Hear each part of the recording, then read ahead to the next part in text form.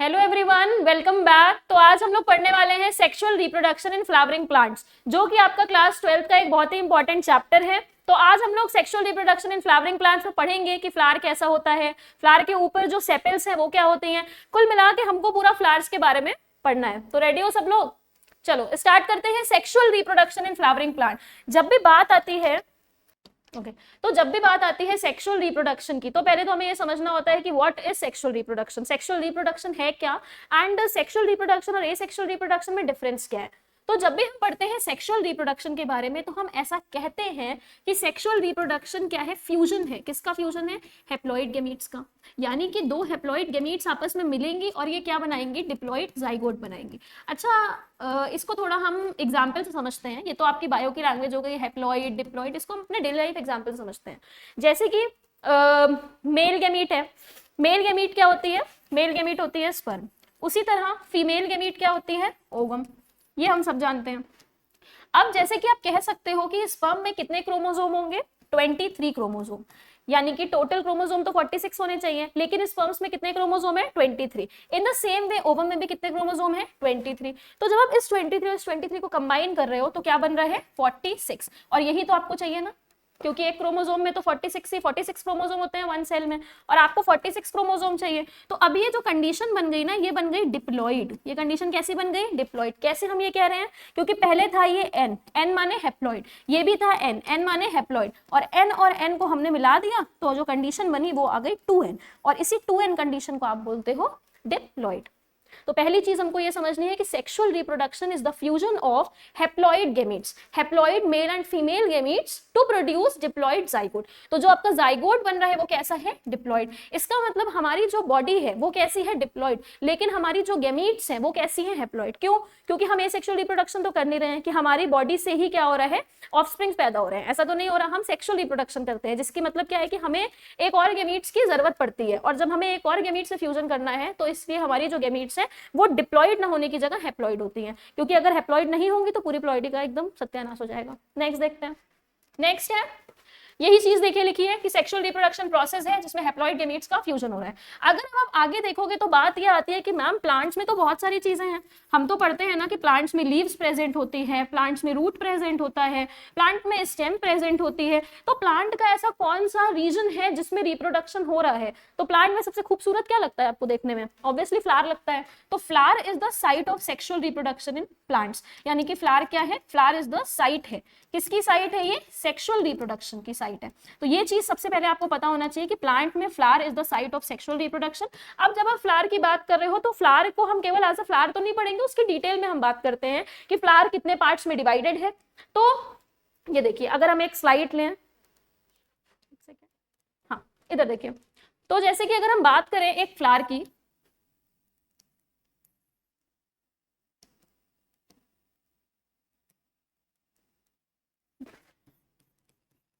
तो एक फ्लावर को आप बोल सकते हो कि फ्लावर में 4 इंपॉर्टेंट पार्ट्स होते हैं।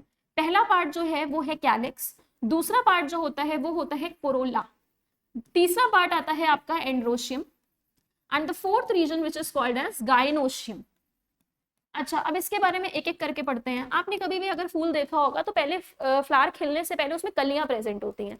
जो कली वाला रीजन होता है वो थोड़ा सा हार्ड होता है। ग्रीन कलर का क्या नाम है, पत्तियां जो होती हैं वो ग्रीन कलर की प्रेजेंट होती है, जो एक पूरे फ्लावर को कवर करती है। और जब वही ग्रीन सेपल्स खुल जाती हैं तो अंदर क्या पंखुड़ियां दिखती हैं, which is called as petals. तो कैलिक्स क्या है? तो आप कह सकते हो कि कैलिक्स है ग्रुप ऑफ सेपल्स। कैलिक्स क्या है? ग्रुप ऑफ सेपल्स है।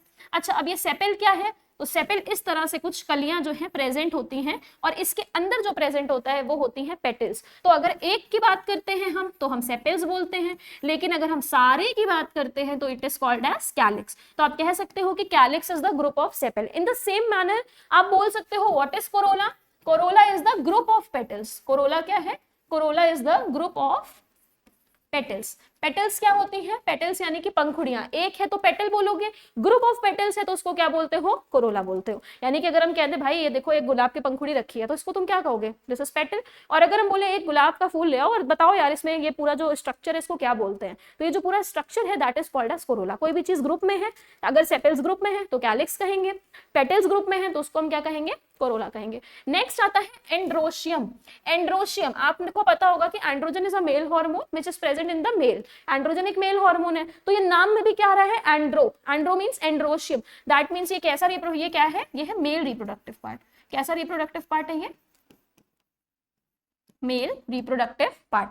फिर आता है गाइनोशियम, फीमेल्स की डॉक्टर गायनेकोलॉजिस्ट, तो उससे आप याद कर सकते हो गाइनोशियम क्या हो जाएगा, गाइनोशियम मतलब फीमेल रिप्रोडक्टिव पार्ट। तो ये कुछ ट्रिक्स हैं जिससे आपको हमेशा ये सारी चीजें याद रहेंगी और कभी आपसे गलती नहीं होगी। नेक्स्ट देखिए, जो हमने पढ़ाया इसी को एक बार हम रीड कर लेते हैं, थोड़ा सा हम ज्यादा आगे आ गए हैं। हाँ देखिए, तो flower is the site of sexual reproduction. A flower has the following parts, यानी कि फ्लावर में 4 रोल्स प्रेजेंट होते हैं। The first part is called as calyx, the group of sepals is called as calyx, the group of petals is called as corolla, androecium is the male reproductive part and gynoecium is the female reproductive part. The next thing क्या है, अब ये जो चारों roles हैं, चारों roles का मतलब वो कबाब रोल नहीं, चारों रोल का मतलब कैलिक्स, कोरोला, एंड्रोशियम, गाइनोशियम, तो ये चारों रोल क्या ऐसे हवा में ऐसे अलग अलग झूलेंगे नहीं, ये एक सेंट्रल एक्सिस से कंबाइन होंगे, सेंट्रल कॉमन एक्सिस से कंबाइन होंगे। यानी कि जब आप फ्लावर पकड़ते हो तो जब आपने ऐसे फ्लावर का ऐसे डंडी पकड़ रखी है तो ऐसा तो नहीं है ना पेटल्स इधर गिर रहा है, सेपल्स इधर गिर रहा है, ऐसा नहीं होता। फ्लावर एक जगह पे स्टिक है और बीच में आप देखते हो कि फ्लावर जहां पे डंडी, मैं अगले टर्न पे पक्का फ्लावर लेके आऊंगी फिर बताऊंगी, तो जो ऐसा जो बल्ज्ड वाला पार्ट आपको दिखता है जहां पर सेपल्स, पेटल्स सारी चीजें जुड़ी होती हैं एक सेंट्रल एक्सिस पे, उस रीजन को क्या बोलते हो, उस रीजन को आप बोलते हो थैला भैया, थैलेमस। इस रीजन को हम क्या बोलते हैं, इस रीजन को हम बोलते हैं थैलेमस।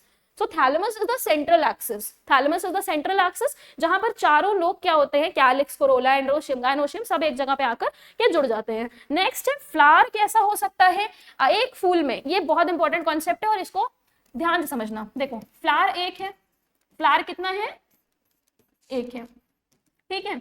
रिप्रोडक्टिव पार्ट्स कितने हैं एक ही फूल में, 2 हैं, ध्यान से समझिएगा। फ्लावर कितना है, आई होप ये विजिबल है, फ्लावर कितना है, एक है। रिप्रोडक्टिव पार्ट कितने हैं, 2। फ्लावर अगर एक है तो क्या कहोगे, फ्लावर है मोनोशियस। कैसा फ्लावर है ये, मोनोशियस। देखो ई गायब हो गया, नाराज है लग रहा है, उससे रब कर देते हैं, फिर से लिखते हैं। तो फ्लावर कैसा है, मोनोशियस। और अगर रिप्रोडक्टिव पार्ट 2 हैं तो इसको क्या कहोगे, बायसेक्सुअल। तो जब भी आप अपनी एनसीईआरटी रीड करोगे तो उसमें आपको लिखा हुआ है कि if there is male and female reproductive part present on the same flower then it is called as monoecious or bisexual। अब आपको ये नहीं समझ आता कि एक जगह तो मोनो यूज कर रहे हैं, मोनो माने एक जगह बाई यूज कर रहे हैं, बाई माने 2, तो भाई किसको सही माने, बाई को सही माने कि मोनो को सही माने, ये हमको समझ नहीं आता। तो इसको समझने का अच्छा तरीका ये है कि फ्लावर एक है, ये जो मोनोशियस और डायोशियस है वो फ्लावर के टर्म में आप यूज कर रहे हो। अगर आप कह रहे हो मोनोशियस है फ्लावर, इसका मतलब कौन मोनोशियस है, फ्लावर मोनोशियस है। आप कह रहे हो बाइसेक्सुअल है, इसका मतलब कौन बाइसेक्सुअल है, बाइसेक्सुअल किसके टर्म में बोल रहे हो, रिप्रोडक्टिव ऑर्गन्स के टर्म में बोल रहे हो। If there are 2 reproductive organs are present, 2 organs नहीं कहेंगे, 2 रिप्रोडक्टिव पार्ट्स प्रेजेंट है, मेल रिप्रोडक्टिव पार्ट भी प्रेजेंट है, फीमेल रिप्रोडक्टिव पार्ट भी प्रेजेंट है, तो आप क्या कहोगे कि भैया ये फ्लावर ना बाइसेक्सुअल है। लेकिन ये फूल कैसा है, ये फूल तो मोनोशियस है। क्यों है मोनोशियस, क्योंकि भाई एक ही फूल में 2 रिप्रोडक्टिव पार्ट, एक ही फूल में 2 रिप्रोडक्टिव पार्ट, इसका मतलब फ्लावर इज मोनोशियस और जो रिप्रोडक्टिव पार्ट्स हैं उनके टर्म में आप क्या बोलोगे, bisexual. In the same way जब मेल पार्ट और फीमेल पार्ट अलग अलग पार्ट्स अलग अलग फ्लावर्स में प्रेजेंट होता है, जैसे कि एक फ्लावर में क्या प्रेजेंट है, मेल पार्ट प्रेजेंट है और एक फ्लावर में क्या प्रेजेंट है, फीमेल पार्ट प्रेजेंट है, तो इस कंडीशन में आप क्या कहते हो, कितने फूल हो गए, अभी तक फूल एक था, अब जो फ्लावर हो गए, हम फ्लावर नंबर 1 की बात करें और फ्लावर नंबर 2 की बात करें तो कितने फ्लावर हो गए, 2 फ्लावर हो गए, तो ऐसी कंडीशन को कह दोगे डायोशियस। ऐसी कंडीशन को क्या कह देंगे, डायोशियस। लेकिन एक फूल में एक ही रिप्रोडक्टिव पार्ट है, एक फूल में एक ही रिप्रोडक्टिव पार्ट है। पहले जो पढ़ा, एक फूल में 2 रिप्रोडक्टिव पार्ट, एक फूल रिप्रोडक्टिव पार्ट 2, एक फूल माने मोनो, रिप्रोडक्टिव पार्ट 2 माने बायसेक्सुअल, 2 फूल माने डायोशियस, एक एक रिप्रोडक्टिव पार्ट है दोनों फूल में, इसका मतलब है यूनिसेक्सुअल, इसका मतलब है यूनिसेक्सुअल। तो ये जो कॉन्सेप्ट है ना, जहां पर मोनोशियस और बायसेक्सुअल साथ आता है, डायोशियस और यूनिसेक्सुअल साथ आता है, जो थोड़ा सा हमारा दिमाग खराब कर देता है कि भाई ऐसा क्यों है, मोनो तो सिंगल है, बाय तो डबल है, तो साथ में क्यों रखा है। तो मोनो रखा है हमने फ्लावर के टर्म में, बाय रखा है हमने रिप्रोडक्टिव पार्ट के टर्म में। इन द सेम वे डायोशियस हमने रखा है प्लांट के उसमें, और जो हमारा यूनिसेक्सुअल है वो हमने रखा है रिप्रोडक्टिव पार्ट के उसमें। नेक्स्ट देखिए, नेक्स्ट है यूनिसेक्सुअल में क्या होता है, रिप्रोडक्टिव पार्ट्स प्रेजेंट होते हैं, एक ही प्रेजेंट होता है एक फ्लावर में। नेक्स्ट आता है, मेरा इतना खूबसूरत सा स्लाइड और इतनी अच्छी खतरनाक राइटिंग, देखो नेक्स्ट है कि मेल रिप्रोडक्टिव पार्ट में अभी हमने बताया था आपको कि मेल रिप्रोडक्टिव पार्ट को बोलते हैं एंड्रोशियम। क्या बोलते हैं? एंड्रोशियम। और इसको क्या कह सकते हो, जैसे घर में ना तुम्हारा बाहर नाम है क्या, बाहर नाम है तुम्हारा अभिनव, घर का नाम क्या है? चिंटू। इसी तरह बाहर नाम है एंड्रोशियम, घर का नाम क्या है इसका? स्टेमन। तो मेल रिप्रोडक्टिव पार्ट को आप और क्या बोल सकते हो? स्टेमन बोल सकते हो। तो बात आती है कि अच्छा स्टेमन ही है, बस स्टेमन पढ़ना है? नहीं, स्टेमन के अंदर की चीजें भी पढ़नी है। Male reproductive part is called as androecium and it is also called as a stamen. It contains two important parts which is called as anther and filament, which is called as anther and filament. अच्छा, अब तुम्हें तो पता है कि bio पढ़ रहे हो तो बायो में एक एक नया नया टर्म्स आता जाता है, उसके बारे में हम उसको पढ़ते जाते हैं। सबसे पहले आपने क्या पढ़ा? दैट सेक्सुअल रिप्रोडक्शन, देखो ऐसे तार में फंस गए हैं, रुक जाओ। सबसे पहले हमने क्या पढ़ा कि sexual reproduction is the fusion of male and female gamete. Sexual reproduction is the fusion of haploid gametes to form diploid zygote. Haploid gametes का मतलब है chromosome number will be half and in the diploid situation जो chromosome है वो क्या हो जाएंगे? आपस में मिक्स हो जाएंगे और वो पूरा 46 बना लेंगे। दूसरी चीज हमने आपको बताया कि flower is the site of sexual reproduction in plants. Flower में 4 इंपॉर्टेंट पार्ट्स होते हैं, calyx, corolla, androecium, gynoecium. Calyx क्या है? The group of sepals is called as calyx. It is the outermost layer of the flower and it is protective in function. Whereas corolla, it is the group of petals. Corolla कैसा होता है? Petals कैसी होती है? Petals are colorful, bright, so that they can attract the insects for pollination.